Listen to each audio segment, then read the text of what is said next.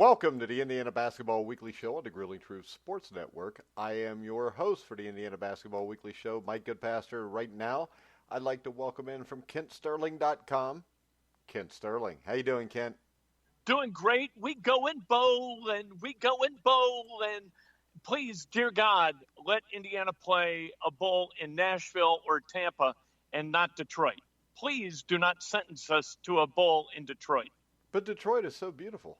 I haven't been there since 2012, but I can tell you that in 2012, it was neither beautiful nor populated. We couldn't find any people.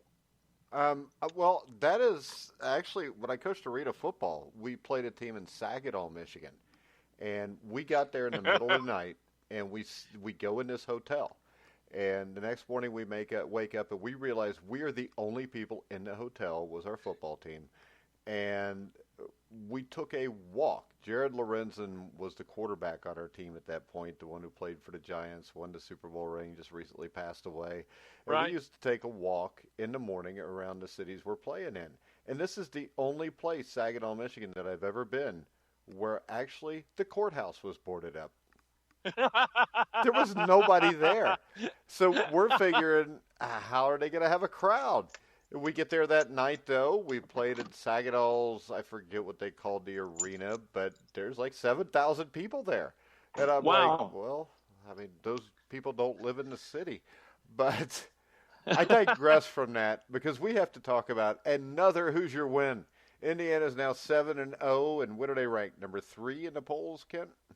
They are, at least they got votes. So that's a step in the right direction, but I think everybody questions whether this team is worthy of any votes to be in the top 25. Maybe they're worth a lot and very worthy, and maybe they're not worthy at all. We just don't know. Yeah, but we're going to find out shortly. But we found out nothing Saturday other than I'm not paying extra money for Big Ten Plus to watch the Jackrabbits battle the Hoosiers. And Right. Indiana beat them 64-50. And there's a bunch of things that worried me here from the free throw shooting, which was 9 for 18. Yep.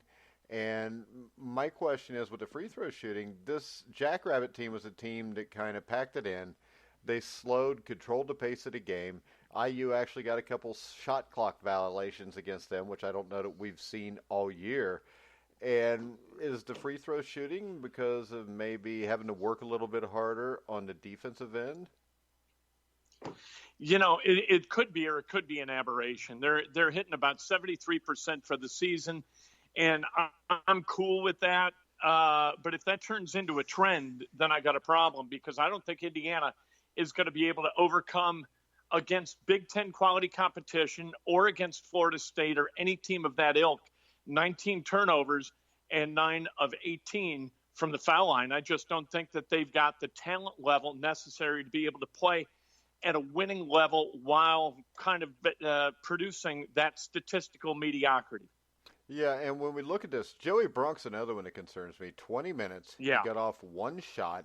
He had 4 rebounds, 1 block, 2 personal fouls, 1 point. This team's going to have a hard time finding success with that lack of production from Brunk. You know, I just don't get it. Now, I don't know whether they've got anybody who's kind of a suitable replacement. I don't know whether he's dinged up. I don't know what the problem is. But if not for Trace Jackson Davis, that front line is kind of bereft of anything that you really want to look at. We haven't seen a lot from Deron Davis. And other than Trace and that 19 and 14, which was stellar, he was named Big Ten Freshman of the Week again. You know, I think that front line would be a glaring weakness. Yeah, because I think Trace and Justice Smith has played fairly well. He had 18 points in the game, 8 rebounds, but they need that third guy. Armand Franklin is another one that concerns me. He was held to 3 points. And the other thing that concerns me is why in the crap isn't Devontae Green starting yet? Well, you look at those turnovers, right?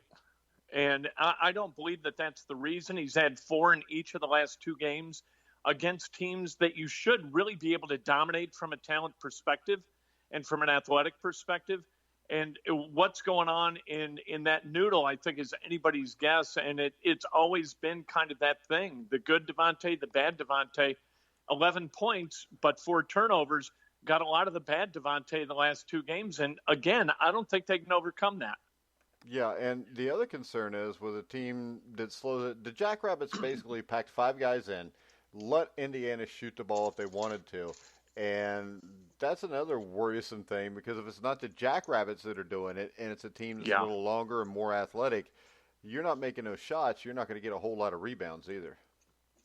I question, although, I mean, they're 7-0, but still watching them, you question exactly how they're going to win a bunch of basketball games and whether this is that 7-0 record. Obviously, it's a result of kind of coherent scheduling where they needed to schedule some wins and they did. But is it something that fans are going to look at and say, boy, oh boy, we're kind of rolling along, and then all of a sudden tomorrow night you get smited and you think the sky's falling? Or are they going to play up to their competition as they have done during Archie Miller's 2 years in Bloomington and figured out a way to compete against a team successfully like Florida State, like Wisconsin coming up this weekend? I think that this is really fascinating. And one of the things that I worry about, Mike, is as you look at successful programs, it really seems like the teams mirror their coach in attitude. You know what I mean? And in temperament. And I don't see that with these guys. I don't see, like, if Archie Miller and that roster, if they went out to eat, I would think, like I saw him at a table, I'd think, well, why is this dude sitting with those guys? You know what I mean? And if you look at Matt Painter and his team, that there's a fit there. You look at Lavelle Jordan and his team, there's a fit there. Chris Mack and his team, there's a fit there. Holtman and Ohio State. And the thing that I kind of struggle with a little bit is that you look at the Izzo also, you look at those teams, they're all successful, and so maybe the identity of that coach is somehow linked to the success of the roster. But I just don't see that linkage in temperament. But like Archie Miller's kind of a fiery guy. He's a spark plug type guy. And he's got a bunch of guys on that roster who do not fit that profile at all. Yeah, and that's the thing that I don't understand because, as you said, the players will usually take on the personality of the team. And right now, they haven't yet. There's kind of a disconnect there. I think he does have more of those guys with the same kind of temperament on this roster, but it's still probably only about half the team. You're right, then he did. But you look at it, and maybe this is the year that Indiana kind of cracks that ceiling and they go to the tournament and you see progress and you get all happy about it. But you look at Ohio State with Chris Holtman, you look at Louisville with Mack, you look at Butler, for goodness sake, with Lavelle Jordan, all hired during that same period of time. And Indiana has not shown any progress at all in terms of on-court success. And I really worry about that. And I don't know exactly why that is. And we don't know yet whether maybe this year that success finally comes. Maybe it will. And maybe all the worry is for naught. But right now you look at programs that made hires kind of in that same window, and it's hard to see Indiana as you look at Illinois with Brad Underwood, for goodness sake. And Underwood, I think, has been there a year shy of Archie. And, Illinois is making strides. You look at Dave Lato at DePaul, for God's sake, and they're making strides. And Indiana is just kind of in this perpetual malaise that I just can't figure out. Yeah, and the thing that strikes me here, you talked about Chris Mack, and I actually covered Xavier for a while back in the day. Still do now. Took a couple years off. But the thing that stood out to me about Chris Mack is he'd get guys in there, and those guys, even if they didn't have his personality, by a week or two into practice, had his personality, if you know what I mean. Yeah. He had a way of getting guys to be what he wanted them to be. And with Archie Miller, I don't see that. And I'm not trying to rip him because I know this at Dayton. That team, his last couple of years there, was tenacious. They played the way he wanted them to play. But I think there's a lot to be said for a guy that can make you hungry, if you know what I mean. It is really hard to build a culture, and it is really, really hard to change a culture. It's probably 3 times as hard to change it as it is to build it. And there are 2 ways to do it. One is kind of, trying to turn that that aircraft carrier, and it takes a lot of time. And you do that with kind of the same roster, and that's what Archie's chosen to do. The other way is that you shoot some guys, they transfer, and so kind of by default you have to change the culture because you've got no other alternative. And Archie, I guess to his credit, hasn't lost many via transfer, really not many at all.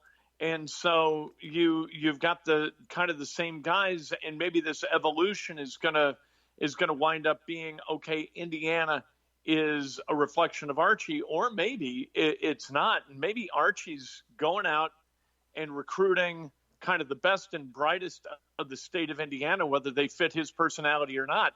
And on one hand, I kind of applaud it. And on the other hand, I wish he was going out and getting guys, at least one guy, right?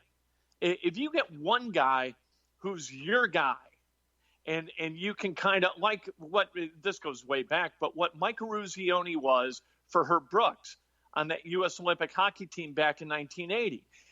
He was a guy that Herb Brooks could kind of crap on, and Eruzione just kept fighting, and he could communicate through that guy, and through Eruzione, that whole team kind of came together. If you got a guy like that, you got a chance.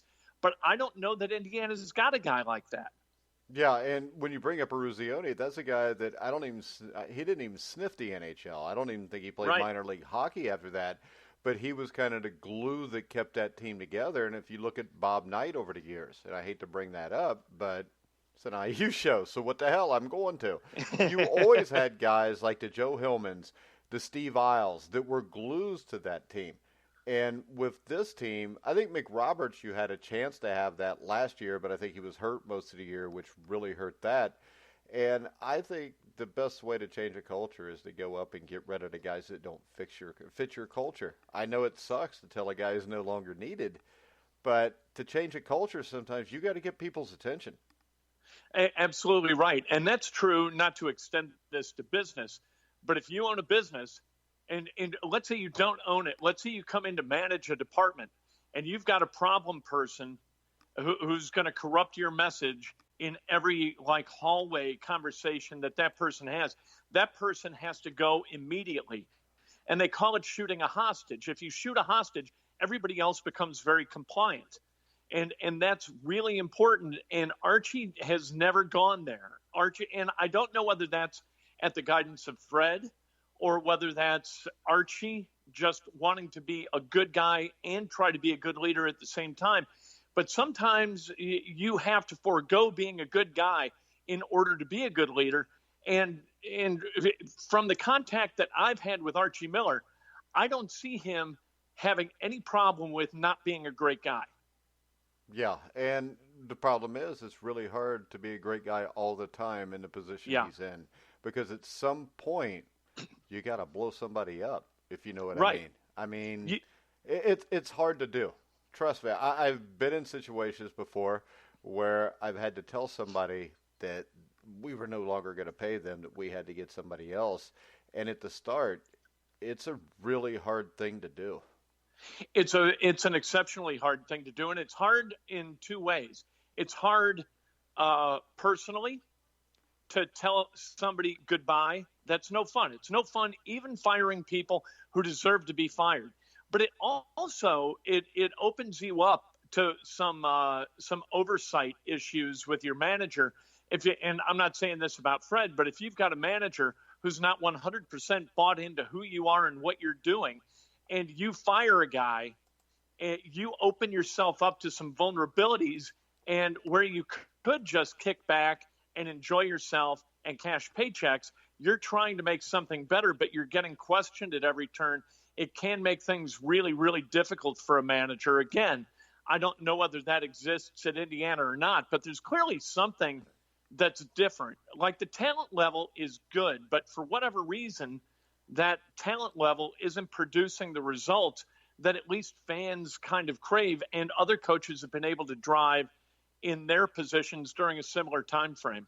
Yeah, because Chris Mack went to Louisville last year. They're supposed to be in the bottom of the ACC. They're in the NCAA tournament by the time they're done. Right. And, how can you recruit to Louisville? Because the NCAA is going to come down on them and blah, blah, blah, and all this crap. And it turns out the kids just don't care about that stuff. Well, and you look at programs like Gonzaga and Xavier, who Xavier's not really mid-major anymore, but they will occasionally get the stud.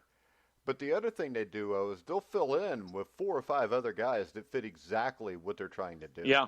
And I don't see that here. I think that Archie has heard so much that you got to recruit the state that you end up with the Romeo Langfords of the world. And Romeo Langford, if you watched him in high school, which I actually went and watched him a couple times, he did not fit what Archie Miller wants this team to be. And it was hard to project whether he was going to, because he talks the talk in a way that you would think that he would. And it's not that he doesn't want to. It's not that he wasn't being, he wasn't being contrary to Archie. It's just the way the kid is. And I didn't know whether he was going to be able to make that evolution. I went to New Albany High School where Romeo went. So I spent some time down there talking to a lot of people I've known for a lot of time and who've watched a lot of basketball and know Romeo personally. And they didn't think he was going to have any problem. But down in New Albany, Romeo was the sun and everybody orbited him. And that's just the way it was. He was so talented compared to everybody else on that team and compared to everybody else that they played against. I mean, Paul Scruggs, and Romeo owned him at the semi-state, scored 46. And Scruggs was a really good defender. I mean, it looked like Romeo could just take over against guys who weren't on his level, and almost nobody was. So he gets to Indiana, and I think with the thumb and I think with the back, those were issues. But I don't think it was an easy thing either for Romeo or his parents to kind of accept him being I think that was a tough adjustment for Romeo, and I'm not sure that he ever made it. Well, and I think I watched him play up here in North Vernon at Jennings County High School, and the thing that really struck me about him was he was just an easygoing, laid-back kid. Yeah. And usually what you are is what you are, and it's not a bad thing. But like you said, he's used to being the superstar too. And when you put those two things together, I just don't think he fit what Indiana wanted to do. And I don't think that, I don't think the fit was good either way. I don't think it was Romeo Langford's fault. And I think he's playing, in the G League now? He'll end up in the NBA. He's a really good basketball player. But I just never really saw that fire to be great. Right. There's no killer in him. No. If you were playing cards with Romeo we'll make an Indiana-related comparison. If you're playing cards, you, Isaiah Thomas, and Romeo Langford. Isaiah Thomas is going to leave with all the money, but Romeo is going to be the first out. You know what I mean? Romeo is going to lose his chips. I'm going to take half. Isaiah is going to take half. And then when it comes down to me and Isaiah is going to win because he's going to do whatever is necessary to win. And I'm just not wired that way. But Romeo is really not wired that way. Yeah. And we need guys that are wired that way. All right, let's go ahead and look at this Florida State game because Florida State is a whole different beast. They haven't had a weak schedule. They have wins over then-ranked number 24 Florida, then-ranked number 17 Tennessee. They beat Purdue. Their only loss was the first game of the season against the University of Pittsburgh by 2 points. This is a team that has been to the Elite Eight and the Sweet 16 over the last 3 years. Heck, I think 3 years ago they were a 1, 2, or 3. They were a top 3 seed. They're coached by Leonard Hamilton, who is a very good coach. And the thing about Leonard Hamilton is he's turned a traditional football school into one of the nation's more successful basketball programs in the last 5 years. He is a really, really good coach. He's always a good coach. He does things the right way. My son was recruited by Florida State a little bit, and Leonard Hamilton, there was always, like you can tell the organized guys from the disorganized guys during the recruiting process. And Leonard Hamilton was really, really organized. It's a terrific academic opportunity. They've got a great, great practice facility down there, one of the first of its kind. And that you're going to get – talk about a team that fits its coach. Florida State always fits Leonard Hamilton, and you're almost never going to outcoach him. You're just going to have to beat him. And you saw that if you watched Florida State play against Purdue. Purdue gets beat. Florida State played the game at their pace, in their way. They defended exceptionally well. It helps that Purdue can't score. But Florida State is a really good basketball team and is always going to be a terrific test. It's not the test that Duke is, and that's usually who we draw in the Big Ten ACC Challenge. So this is a little bit more even, Steven. But Indiana's going to have its hands full tomorrow night, that's for sure. Yeah, the thing that's amazing when you look at Florida State's roster, they have 11 guards on the roster, but they don't lack for size. They've also got 5 forwards, 2 centers. What happened to the days where you only had 12 players on your roster? Now they got that many guards. I mean, hell. And given the structure of this Seminoles roster, I think Trace Jackson Davis is in line for a huge game if Indiana's to win. I think they've only got one Florida State forward who is, Jackson Davis's 6'9" frame or even close to him. Everybody else is going to be a little undersized, but Davis will be undersized if IU goes small against Florida State's 7-foot centers. I think the way to win this game is to make Florida State rotate their big men, because I don't know if they have enough of them, and hope that Jackson Davis can kind of wear them down inside. To me, it's all mindset for Indiana. For me, they got to take good care of the basketball. They've got to defend reasonably well. And then they've got to attack a little bit on the offensive end and not settle for jump shots. Indiana, when they hit jump shots, I think they can beat anybody. What I really kind of liked about that game against South Dakota State was that Justin Smith got aggressive. And when he's aggressive, they're a different team. When Devontae Green tries to get to the 10 instead of settling for threes, when Rob Finney's on the floor, and hopefully he's back tomorrow night, you see a different level of play, both offensively and defensively. And that's one of the things about free throw shooting, too, is you got to get to the line to get good at the line. And Indiana has got to attack the basket in order to function well and get to the foul line. And so, conversely, that's what Leonard's going to try to stop, right? He's going to try to pack it in and let Indiana shoot threes and take their medicine there. But they're also going to, at the same time, pressure the guards a little bit and see if they can't get them to turn it over. Make Indiana be that bad Indiana team. And if Leonard Hamilton can do that, it could be a long night at Simon Scott Assembly Hall. Yeah, and I think the only way IU wins this game is to attack the glass and attack it with their guards, attack at all times, because it's one thing we haven't seen them do. And to think about Florida State, defensively right now, Ken Palm, they're ranked 3rd defensively. And that's against some good teams like Tennessee and teams like that. So this is something where IU offensively is going to find out a lot about themselves tomorrow night.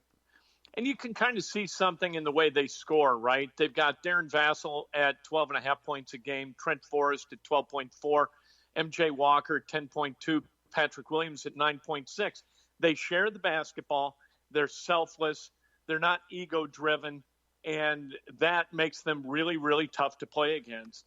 And so we'll see tomorrow night. But to me, it's all about Indiana showing up early. And then we say it every week, but it's about competing every possession for 40 minutes. And if you do that, you've got a really good chance. And if you don't do that, they're going to go on a 12-0 run and put you in their rearview mirror. And from there, it's going to be tough to claw back. Yeah, but it's been a while since Indiana's played 40 minutes in a complete basketball game. Since like 1992.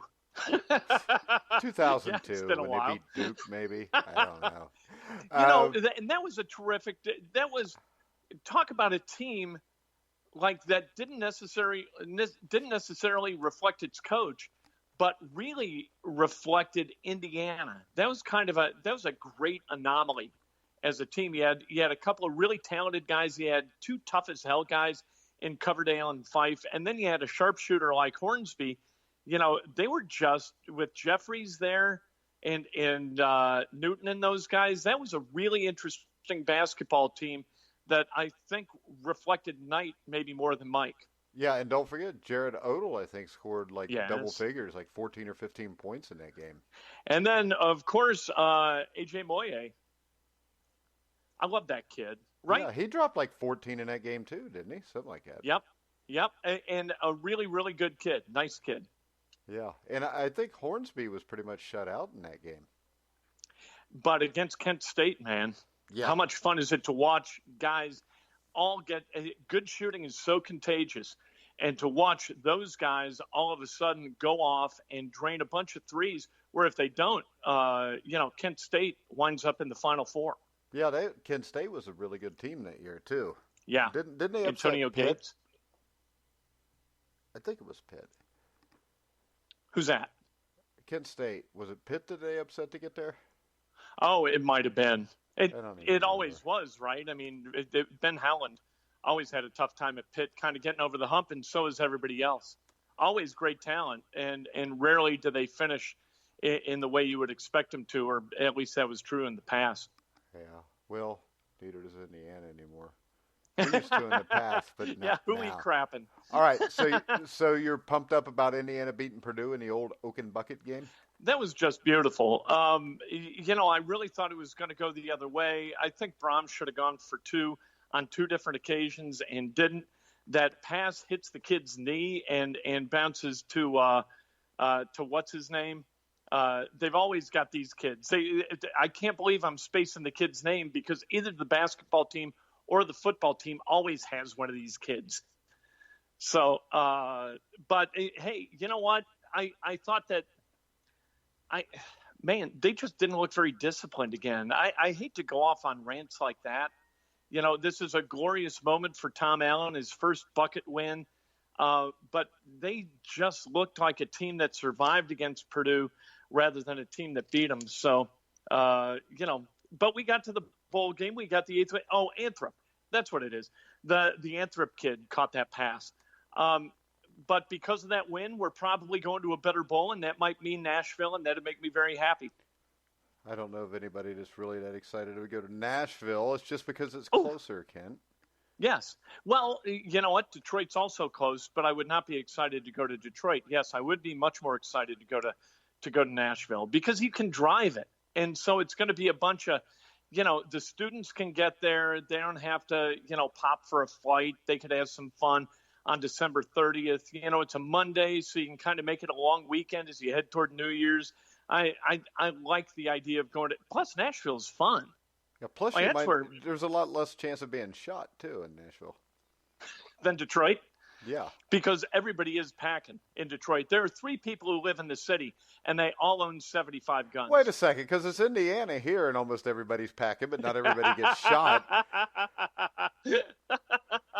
Again, who am I crapping?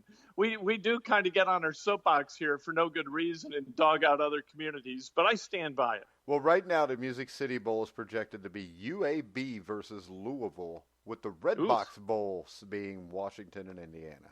Yeah, I don't want the Red Box Bowl. Especially against Washington. But the good thing there is Washington so used to playing big games, they may not think this is any big deal, and IU might be able to sneak in and beat them.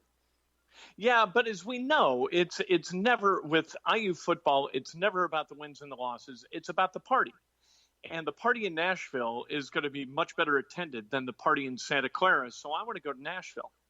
Okay, well, they go to Nashville. We'll go cover the game in Nashville. I guess I could get credentials for it. I just don't know if I want to drive 4 hours to watch Indiana play UAB. To tell you the truth, Kent. 4 hours is easy. It might be Kentucky, though. They're talking about IU Kentucky maybe in the Music City Bowl. Oh, That'd be a ball. I hate Kentucky. Yeah, absolutely. Let's go. But let's stay out of fights. Let's not throw hands with guys. Why can't we get in fights? It's Kentucky. We're supposed to get in fights. When I was a kid growing up in school, don't get your ass kicked. Just do what I do. Pick on the smallest dude. Maybe somebody that's blind or has no hands and pick the fight with them. There's that, or you can pull the move that I would use periodically in Chicago when people got sideways for one reason or another, and that's find my biggest friend and put him between me and the guy who wants to fight me and pretend like I'm going at him, but keep that buffer between us, and generally that worked out okay. So was that usually, with White Sox fans at bars or something? That was, what used to, I think there were guys who were just looking to fight. And this was even in Lincoln Park, but you'd walk into a bar, you'd be in a bar for a while, and it'd get crowded, and a guy would kind of clip you hard with his shoulder, and you'd sort of give him a look. And man, you give the wrong look to the wrong guy at the wrong time, and all of a sudden his eyes go dead, and here he comes, and you better have a guy like Rick Raffanello who you can kind of place between you and that guy, or that guy's going to wipe the floor with you, or maybe you get lucky and you throw a punch and you knock him on his ass, but at some point you're going to get hit. Nobody ever wins a fight. Everybody loses when there's a fight. Well, if you knock the guy out, you pretty much win, Kent. But then they call the cops. Not and if then you they're got a knocked problem. Well, somebody does, like the bouncer. You wait right here, and off he goes. The only way to win during a fight in a bar, and this I learned from the great Paulie Balls, also in Chicago, going to Glasgow's or McGee's or a place like that, is when there is a fight, you take your beer, you down it, go to the bartender and say, hey, in the chaos, the guy spilled my beer, and they fill you up. They give you a brand new, fresh beer. Well, I'll tell you, Kent, I never knew that we would get brawling advice at the end of the show from Ken Sterling. Do you have any brawling articles on kensterling.com you'd like people to go over and check out? You know what? I did write about the Colts today, not necessarily a brawling thing, but a lot of questions with the Colts. And then a little bit later, I'm going to write about Butler. Butler's going to go down to Ole Miss and play tomorrow night. And I spent some time with LaVale Jordan today, and so I'll write that up. And Butler, an interesting story. They're 7-0 and playing really good basketball. So that's kind of the tough. Did they beat South Dakota State though? They did not, but they did beat Stanford, and they have beaten Minnesota, and they did beat Missouri. So they kind of put together a non-conference schedule that is robust. They've got all Ole the Miss. Big East teams tend to play pretty good non-conference schedules. They do, and I think it really benefits them when you get to the Big East kind of portion of the schedule. I don't think they're trying to game their way into an NCAA tournament bid. Butler just wants to get tougher and get better. And by the time the Big East season rolls around, they're going to have to get tougher and better because top to bottom, that's going to be a hell of a run. Yeah, I think it might be from 1 through 10 the best conference in the country. Yeah, best at the bottom, absolutely, for sure. You look at a DePaul, and we've talked about it before, but DePaul is playing basketball at a level we haven't seen DePaul play in a long time. The bottom of the Big East is really, really good. Yeah, I don't even know that they're bottom of the Big East anymore. They may be more middle or top. Yeah, St. John's isn't going to be very good, and Providence is kind of having a tough time. But I always Cooley's such a good coach that you usually by the end of it, they wind up scoring some wins that maybe you didn't foresee during the non-conference part of the schedule. Yeah, before you know it, they've got 19 wins, and everybody's got them on the bubble, yep. And they're hit or miss there. But actually, the Big East today reminds me more of what the Big Ten used to be. Yeah. Yeah, and I wish that it would be again. I wish we could contract. Yeah. It just go back to the 10, like the 4 you've added minus Maryland. Although in football they're generally worthless, but without Nebraska, Penn State, and Rutgers, you've really got a pretty good conference. I'll tell you though, Penn State's going to be top half of the Big Ten this year.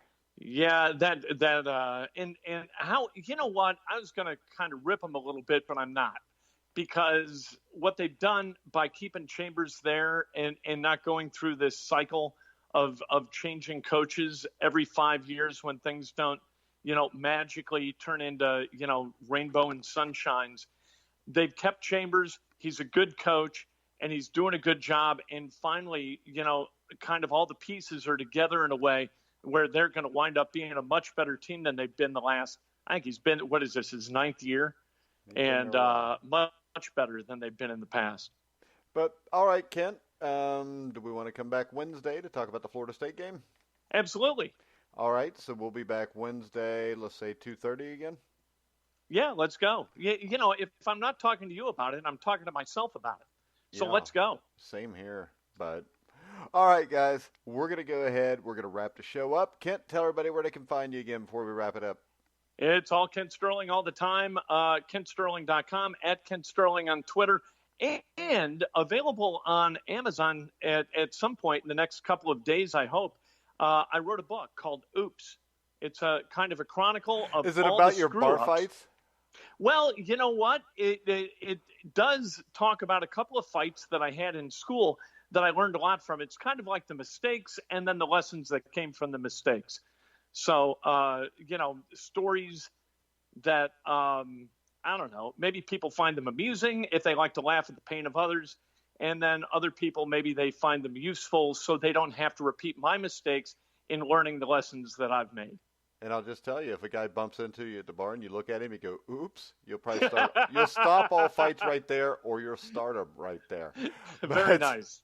All right, guys, we're going to go ahead. We're going to wrap the show up. I want to remind everybody you can hear all of our shows anywhere you find podcasts, including iHeartRadio, Spotify, iTunes, Spreaker, Stitcher, Deezer, Podcast Addict.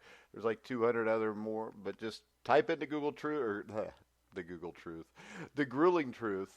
When you go on Google, you'll find our shows. But for now, we are done. That's Ken Sterling. I'm Mike Goodpaster. You've been listening to The Grueling Truth, where the legends speak.